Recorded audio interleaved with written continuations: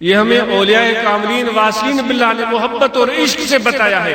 جس طرح میرے شیخ فرماتے تھے کہ ایک مرتبہ ایک شخص نے پانی لیا، برتن میں گلاس میں پانی لیا اور اس نے 2 گھونٹ لیے اور باقی سارا پانی یوں زمین پر گرا دیا. وہاں جو ایک بندے خدا اللہ والے محبت الہی میں کے متوالے وہاں کھڑے تھے، انہوں نے جو یہ منظر دیکھا بے ہوش ہو کر گر پڑے. لوگوں نے سوچا کہ حضرت کو کیا ہوا. کوئی ان کے ہاتھوں کو ملنے لگا، کوئی پاؤں کو ملنے لگا، کسی نے کچھ ہیلا کیا، کسی نے کچھ ہیلا کیا کہ اب ہم کیا کریں. بڑے دقت کے بعد جب وہ ہوش میں آئے تو دوستوں نے عرض کیا حضور کس چیز نے آپ کو اس قدر مدہوش کر دیا. آپ کی آنکھوں میں آنسو آئے اور آپ نے روتے ہوئے فرمایا کہ اس بندے کو میں نے دیکھا پانی گلاس میں لیا، 2 گھونٹ پیے اور باقی پونا گلاس اس نے زمین پر گرا دیا. میں نے سوچا یہ کتنی بڑی نعمت ہے، اس پانی کا کس قدر اللہ نے ہم پر حق رکھا ہے. اگر یوں اس کو یہ ضائع کر رہا ہے، اللہ کو غیرت آ جائے اور پانی سے ہمیں محروم کر دے تو ہمارا حال کیا ہوگا. ہے ہمیں اس نعمت کا قدر، ہے ہمیں اس نعمت کا قدر. یہ ہوا جس میں اب ہم سانس لے رہے ہیں کس قدر ضروری ہے، کتنی انمول ہے اس کا ہمیں قدر. کس نے دی ہے؟ یہ سورج جو نکل آتا ہے تمہاری روشنی کے لیے کس نے دیا؟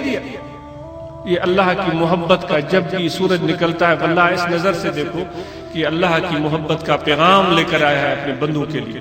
لو سورج بھی تیرے لیے حاضر، لو یہ ہوا بھی میرے بندوں تیرے لیے حاضر، لو یہ پانی بھی تیرے لیے حاضر ہے. لیکن ہم کیا کر رہے ہیں؟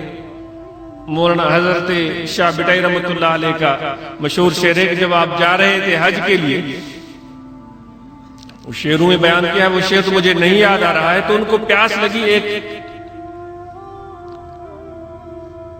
چھوٹے سے ندی کے کنارے بیٹھ کر آپ نے پانی پیا، منہ دھویا اور بیٹھ گئے. اتنے میں دیکھا دور سے بکریاں دوڑتی ہوئی ہیں، بہت پیاسی تھی، بہت پیاسی تھی. پانی کو دیکھا تو ان کا ہوش جاتا رہا، جا کر پانی پر ڈہ گئے، گھٹنوں کے بل گر گئے اور بڑے تیزی سے وہ پانی کو پینے لگے. جب وہ پانی پی کر فارغ ہوئی، ان کا ہوش یا یہ کہا جائے پیاس ختم ہوئی، ہوش بحال ہوا، تو بڑے مزے سے وہاں کھڑے ہو کر جگالی کرنے لگی اور وہیں پر مینگنیاں گرانے لگی اس پانی میں اور وہیں پر پیشاب کرنے لگی. شاہ صاحب کی آنکھوں میں آنسو آ گئے. اللہ والوں کی رمزی کچھ اور ہوتی. ہم تو ظاہر پرست ہیں، ہم تو ظاہر پرست ہیں. چاہ دال چاہ بسم اللہ حلوے کھانڈا مہاڑو کھپے، اساں جو منہ نہ مہاڑو بڑا ہے وہ عشق بن جائے. شاہ صاحب کی آنکھوں میں آنسو آ گئے اور کہنے لگے میرے پروردگار کیا نظارہ تو نے مجھے دکھایا. پیاسی تھی، پانی کے لیے مر رہی تھی، پیٹ بھر گیا تو پانی کی بے قدری شروع کر دی.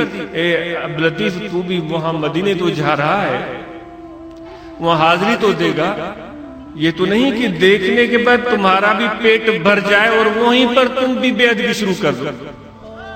پھر انہوں نے کہا گولیا گولیا ملہاں شلم پساں ہو. اے میرے حبیب، اے میرے محبوب، میں تمہیں ڈھونڈتا ہی رہوں، ڈھونڈتا ہی رہوں، ڈھونڈتا ہی رہوں، کبھی بھی نہ پاؤں. ایک کیفیت ہے ان اللہ والا. من اندر جا لوچ سا ملنے سی ماٹھی تھی. جو میری تمنا ہے، میرا جذبہ ہے، میرا شوق ہے، میری پیاس کی شدت ہے. اے میرے مولا ایسے نہ ہو کہ میں حبیب کے قدموں میں پہنچوں اور وہ میری پیاس کم ہو جائے تو اس کو بھی میں بے ادبی سمجھتا ہوں. تو میں کل آپ کو عرض کر رہا تھا کہ بھائی یہ پیاس بنیاد ہے، یہ پیاس، یہ شدت پیاس، یہ طلب، یہ جستجو بنیاد ہے، بنیاد ہے. کہا گیا ہے کہ در طلب مردن شرطس. یہ نہیں کہا گیا ہے کہ پہنچ گئے تو تم کامل ہو گئے اور اب تم سب پا گئے. جو کوئی بھی ہو وہ یہی سمجھے کہ ہمیشہ اپنے دل میں طلب کو محسوس کرے،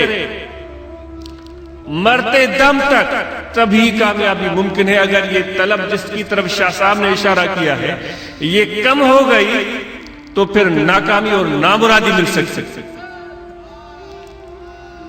تو یہ طلب، یہ جستجو، جس طرح کسی شاعر کا شعر ہے، یا بم یا نیابم آرزوئے می کنم، اے میرے مولا میں تمہیں پا سکوں یا نہ پا سکوں، تم سے تمہارے حضور میں پہنچ سکوں یا نہ پہنچ سکوں، آرزو کرتا ہوں، آرزو کرتا ہوں۔